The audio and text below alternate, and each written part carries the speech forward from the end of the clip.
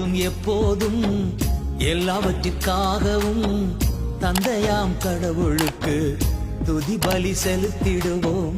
இப்போதும் எப்போதும் எல்லாவற்றிற்காகவும் தந்தையாம் கடவுளுக்கு துதி பலி செலுத்திடுவோம். துதி பலி சுகந்த வாசனை, நன்றி பலி அது உகந்த காணிக்க.